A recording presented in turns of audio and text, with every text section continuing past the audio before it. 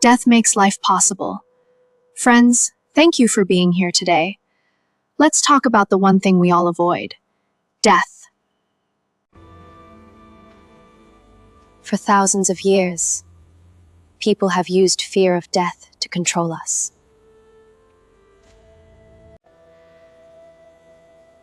It works because we can't see beyond it.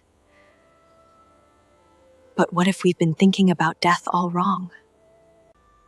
Maybe death isn't this dramatic end we imagine. Maybe it's just more of what's already happening. You're dying right now.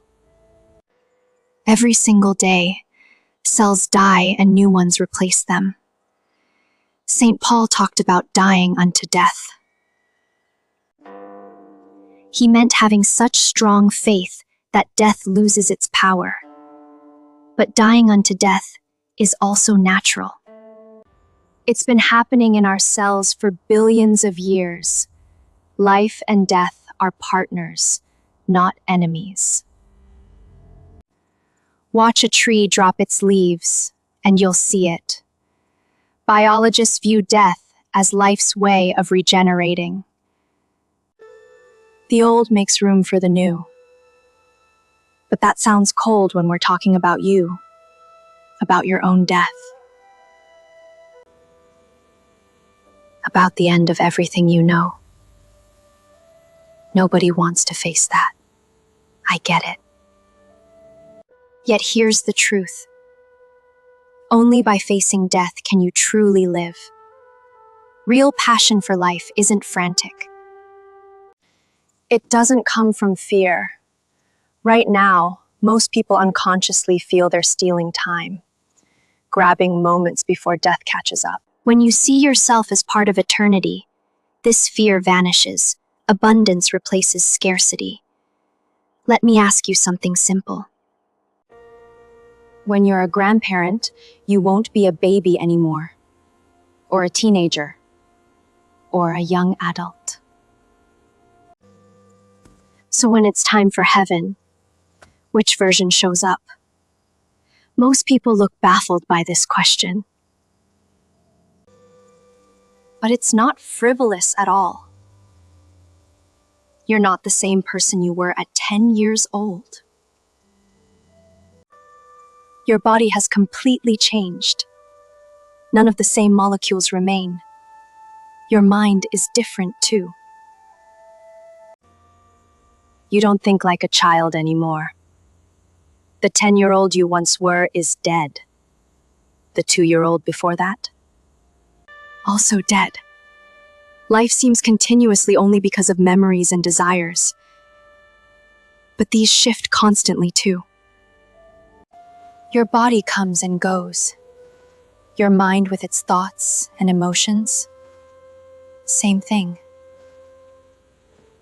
When you're aware of being yourself without clinging to any age, you found something mysterious, the observer within, the witness.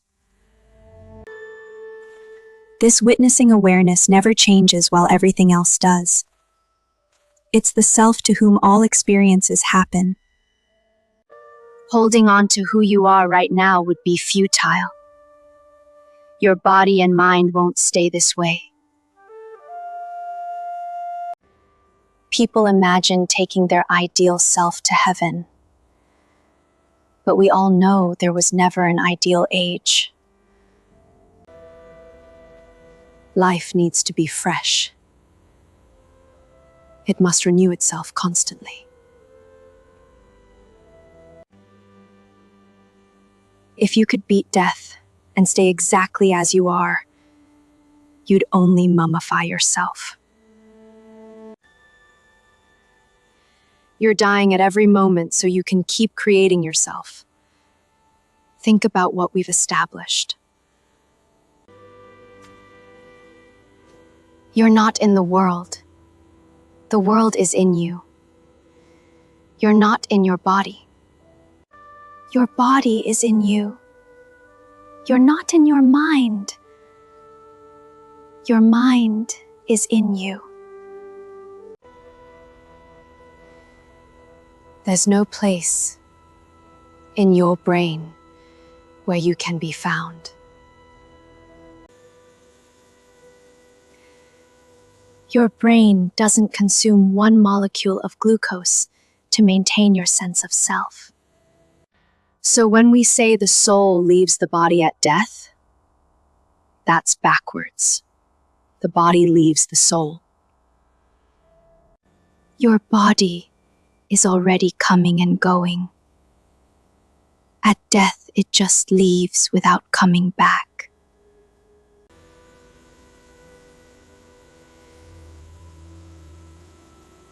The soul can't leave because it has nowhere to go. If you're not going anywhere when you die, you must already be there. Let me show you what I mean.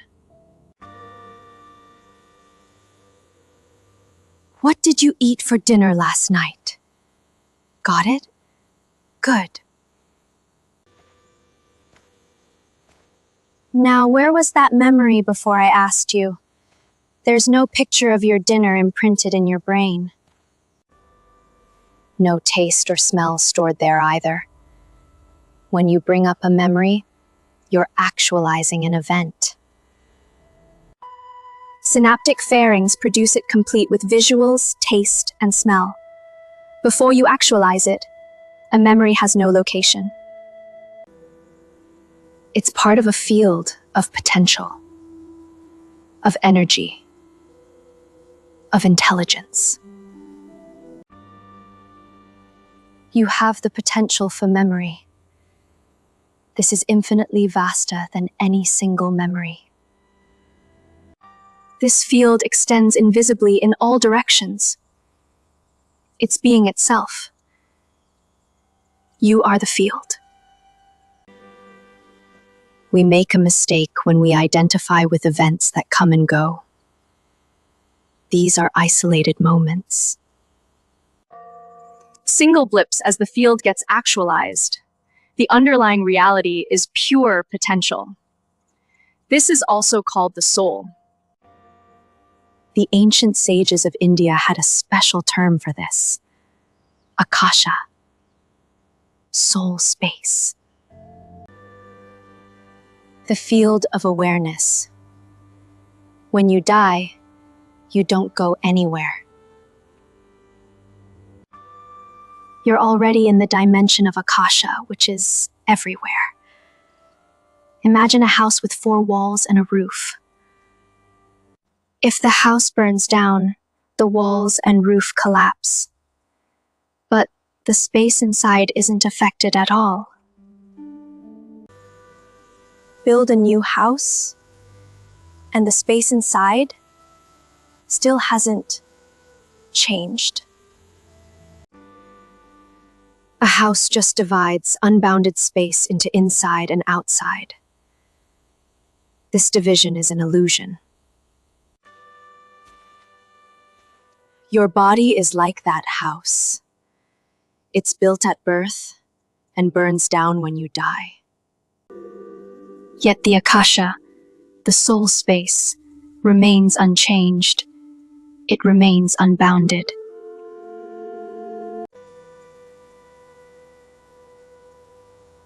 The cause of all suffering is not knowing who you are.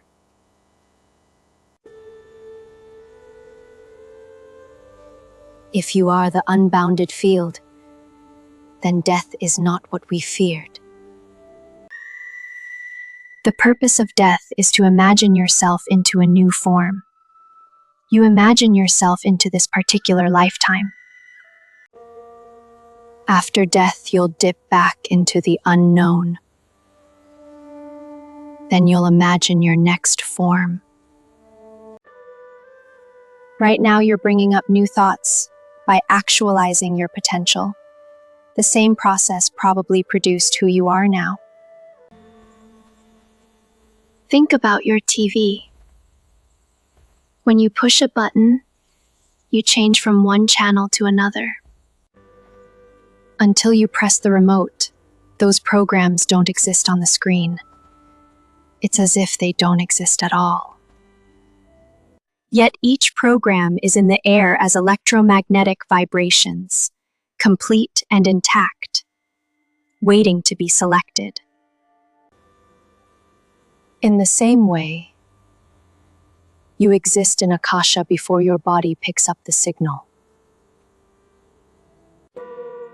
Before your mind expresses it in the three-dimensional world. Your soul is like the multiple channels available on TV.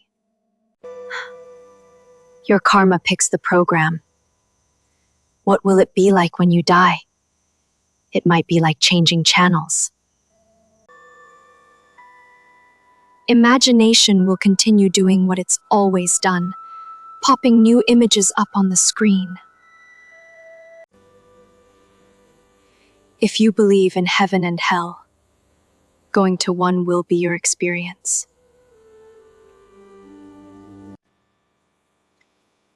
The creative machinery of consciousness will produce that experience. To someone without that belief, these images might appear as blissful dreams or childhood themes unspooling.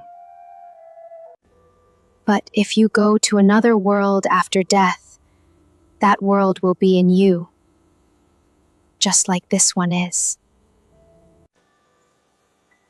Heaven and hell are as real as the tree outside your window, and just as unreal. The absolute break between life and death is an illusion. You can live fully right now by knowing you can never die. Let that sink in for a moment. When you stop identifying with what comes and goes, you identify with what's timeless, with the witness, with awareness itself. This isn't about believing in an afterlife. It's about recognizing what you already are. You are not a person who has awareness. You are awareness having a personal experience. The fear of death comes from thinking you're the house, but you're the space. The fear comes from thinking you're the channel, but you're the electromagnetic field. The fear comes from thinking you're the wave, but you're the ocean. Once you see this, death loses its grip. Not because you've conquered it, but because there's nothing to conquer. You can't die because you were never born. Not as the awareness you truly are. Your body was born. Your mind was born. Your personality was born. But the witness? The observer?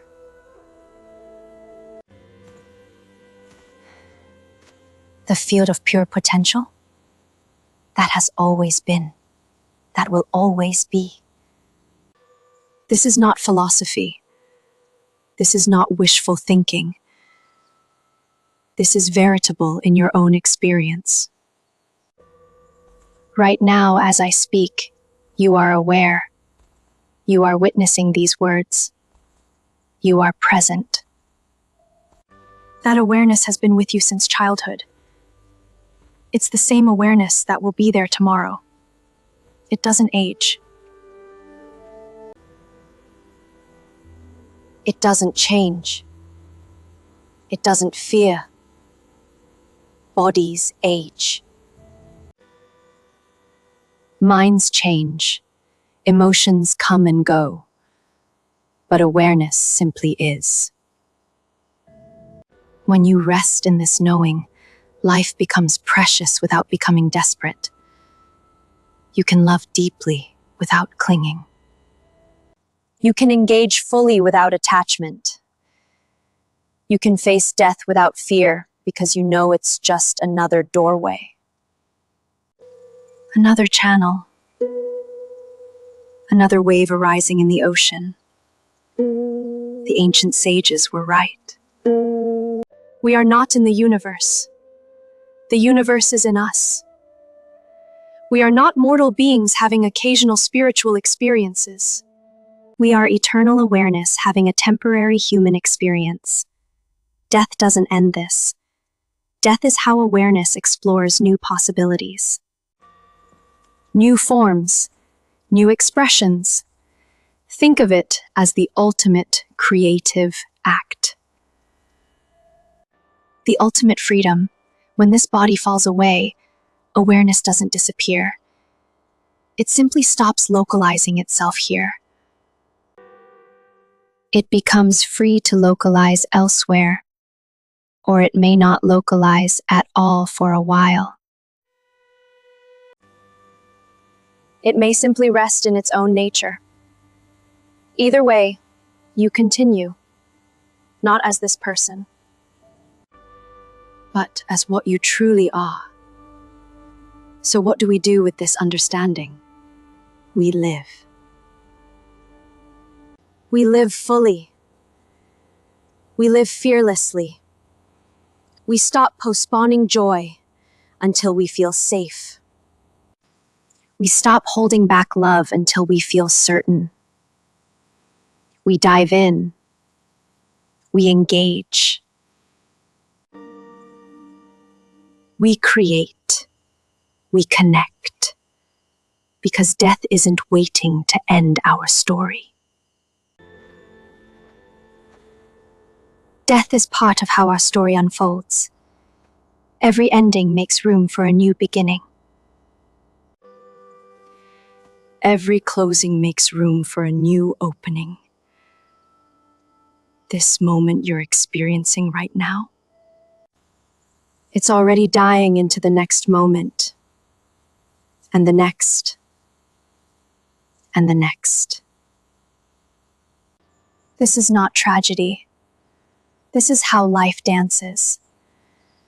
You are not a static thing trying to survive.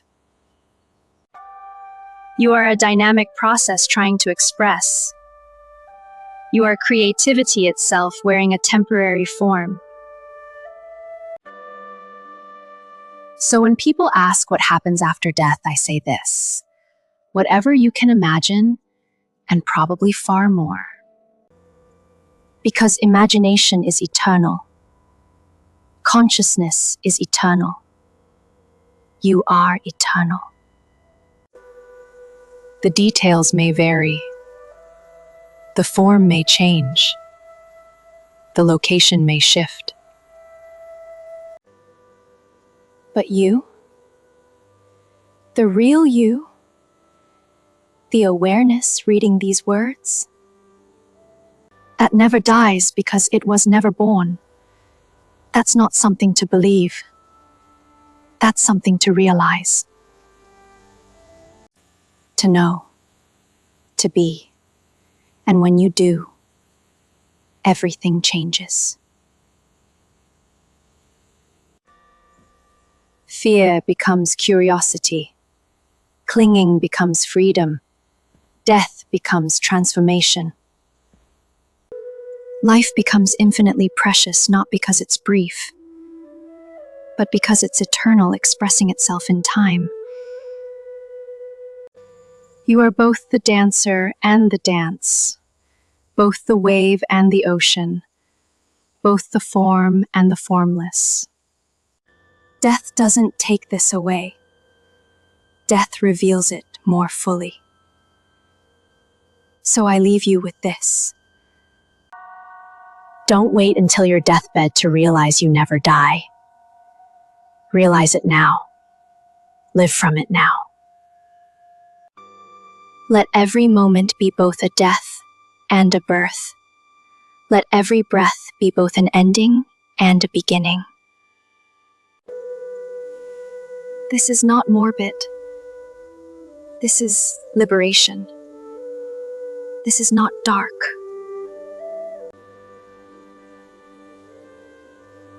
This is the deepest light. This is not the end of anything. This is the recognition of what has no end. You are that which makes life possible. You are that which makes death possible. You are the eternal witness to both. the unchanging ground of all change. Know this. Be this. Live this. And death will never touch you, because you were never separate from life to begin with. Thank you.